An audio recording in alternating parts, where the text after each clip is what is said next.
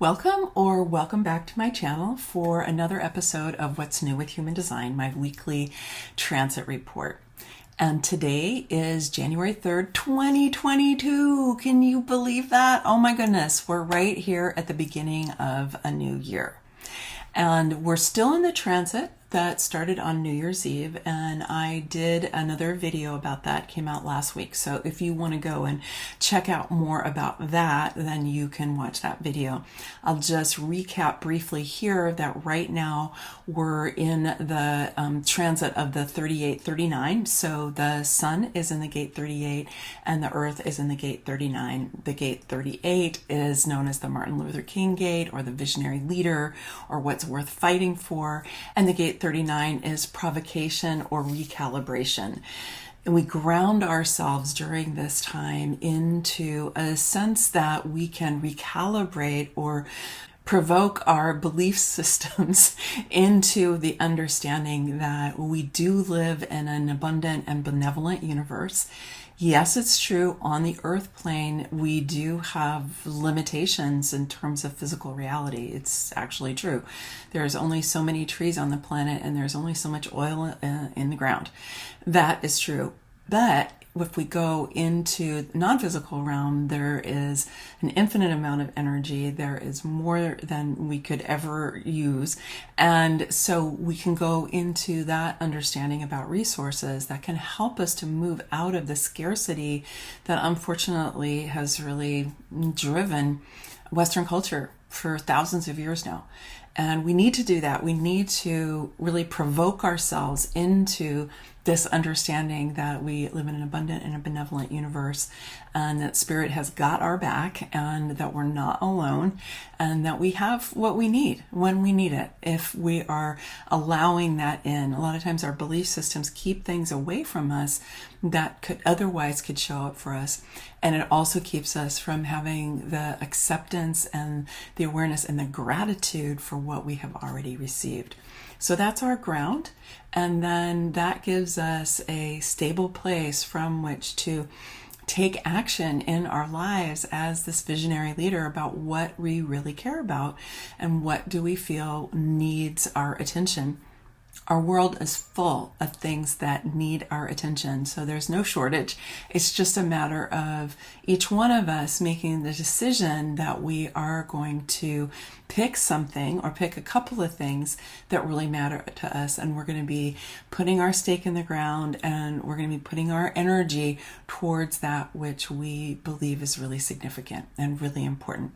So I encourage you to move from this understanding that you will have what you need when you need it, to make the actions in the world that you can as a visionary leader to help create the new world that we're all really longing for.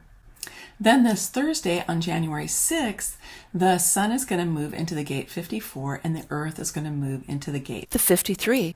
Both of these gates are on the root center. They're all the way down at the bottom of the chart, and the root center is a grounding force. It has to do with timing, and it also has to do with an on-off pulse of energy. And right now these two gates are on an open route, and so we may be feeling pressure, particularly if you have an open route too, to be getting things done. And the 54 is a very interesting energy. So my moon, my conscious moon, is lighting up the gate 54. The 54 is known as drive in traditional human design. I often think of it as ambition. And then in quantum human design, it's divine inspiration. So Karen Curry Parker has kind of elevated the quality of that energy by calling it divine inspiration. I know for me, I've always had a lot of drive in my life. And even though I don't personally really relate to the idea of ambition as we often think of it, because ambition in our kind of common culture is associated with like climbing the corporate ladder or with somehow gaining power, and often gaining power over other people. It's not really my gig. I mean, I left academia when I saw that ambition was at play in the academy, and I just frankly didn't want to have anything to do with it. I wanted to do my work. I was a scholar. I had things that I cared about. My 38 was active, and things I wanted that were worth fighting for, but the ambition inside of a structure like that just totally didn't work for me. So that's why I left. But the drive, I understand. The divine inspiration, I understand, because it's a very powerful energy that enables us to focus our attention and our energy in a particular direction. So while the sun is lighting this up, starting on Thursday, for the next 5 or 6 days, you'll have extra energy coming off of that 38. It's really powerful, right? Coming off of that 38 right into the 54. You're going to have drive to sustain whatever it is that you started when you took a stand and took some action as that visionary leader. So it's a great combination for you to be tapping into during this time. And it's a wonderful thing to be working with here at the beginning of the year, because, traditionally we like to begin our years with saying, okay, what is it that is going to really matter to me this year?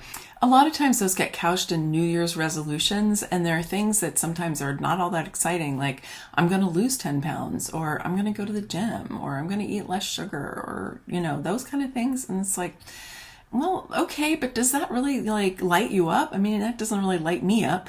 What lights me up is what's worth fighting for, right? What do you want to channel your drive into? What do you care about? So you can have a resolution, but it could be a resolution that you're going to be putting energy into developing your leadership more in a certain area of your life, whether that's building your power within, which is what we do through the first 4 pillars of feminine sovereignty, or whether it is through collaborating with others and communicating with others and looking to create projects that help to uplift all of these different areas of our planet that really need support. That has to do with people or with animals or with the ecosystems. Pretty much everything could use your attention. So not only do you have this 54 coming off of the 38, but you also have the 53.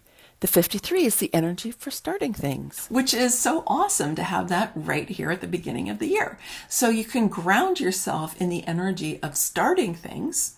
And the big question is going to be, starting what? What is the divine inspiration that is coming to you that you want to make a priority, that you're going to channel that energy that you have into?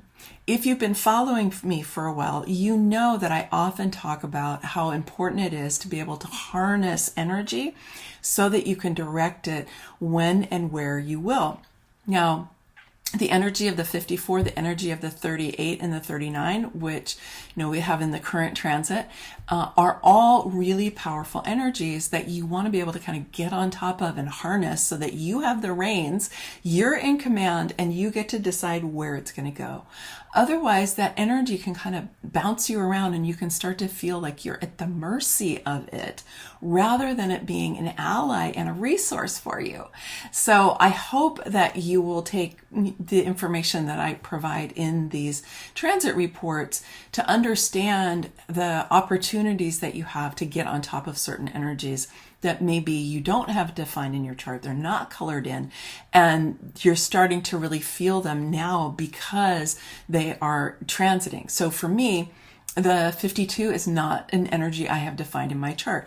The 54, I do. I know that energy really well. But the 52, I don't know so well. So I'm going to really be leaning into that energy of starting things for me to be moving forward into planning and designing my year and deciding what I want to start and then doing it, going ahead and moving forward with it.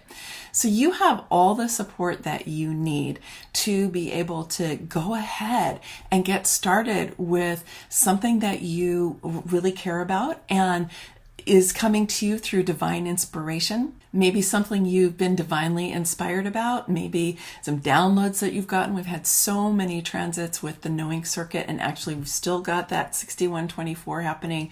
So you can still be getting downloads as well as whatever that divine inspiration is you're getting through the 54 that you can start. And a lot of times the hardest part of any project is just getting going. Sometimes it's keeping going, depends a little bit about what's in your chart and the nature of what you're doing, but just getting it going. So I invite you during this transit to go ahead and start some things that you've been thinking about starting, or that your heart has longed for, but you just haven't made the time for it, or you haven't thought it was a priority. You somehow let your responsibilities and your obligations be more important than this piece that your heart is longing for, because you'll have all the support that you need to go ahead and start it. If you like the idea of using human design as a transformational tool, which is always how I do it in these, what I focus on in all of the transit reports, all the other videos that I do, I have created an extensive ebook and a companion volume called Transforming Your Life with Human Design. It's over 75 pages, full color ebook, and it covers almost all of the fundamentals of the human design system in a way that I think will be really accessible for you and digestible for you, and something that you can then take and absorb and integrate and then apply in your life.